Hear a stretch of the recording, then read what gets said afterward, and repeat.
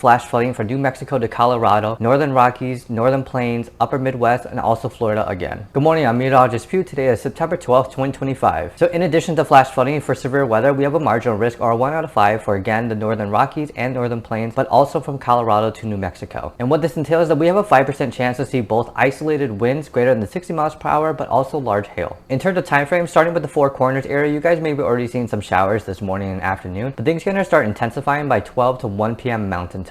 But for New Mexico and southern Colorado specifically, you guys may be seeing persisting showers throughout the night and into next morning. And these cells are going to travel eastward, and places may see half an inch to over an inch of rain. Jumping more north to places like Wyoming, you guys are also going to see some cells this afternoon. And places like Montana, North Dakota, you guys aren't going to see anything until around like 4 p.m. Mountain Time. And just like Colorado and New Mexico, you guys are going to see a lot of cells persist overnight as well. And these places are also going to see over an inch of rain, but models are suggesting that North Dakota and South Dakota may be seeing upwards of 3 inches or greater. For the upper Midwest, from Minnesota to Wisconsin, you guys already seen remnants of some showers this morning, and we're going to see a continuation of these showers around 4 p.m. Central Time, and they're going to travel southeastward. And just like all the other areas, some of these showers are going to persist overnight and into next morning for southern Wisconsin and northern Illinois. Folks in Wisconsin can see rainfall up to an inch or greater. And for Florida, I feel like I need to write a script for this because this is the same thing that's been happening all week. You guys have a stationary front and low pressure that's been recycling that tropical moisture, and so all day, all evening, you guys are going to see isolated cells, and you guys may be seeing isolated 1 to 3 inches of rainfall, but less so during the night. Okay, so why this is all happening? If we look at 500 millibars on midway to the troposphere, we still have that trough that's in the west, and it's mostly stationary, but it's weakening but broadening as well. And at the same time this is happening, it's also broadening the ridge that's in the central part of the US. And with the help of these two features and their alignment, it's bringing in a lot of mid-level moisture from the Gulf of California into the mountain ranges. And in between these two features, we have a lot of great shear, which is going to tilt those updrafts and prolong those storms, and it's going to help mix the boundary layer between the surface and the mid-levels. And at the surface, with the help of the mountain ranges, but also with diurnal heating, it's going to help with the surface lifts. And with these upper level features, this is exactly why we're going to see above average temperatures throughout the country. Because at the base of the ridge, you have a high pressure, and at the base of a trough, you have a low pressure. And corresponding to that, at the surface, we have the same features, but eastward. So looking at the surface map, we do have a high pressure in the southern Mississippi Valley,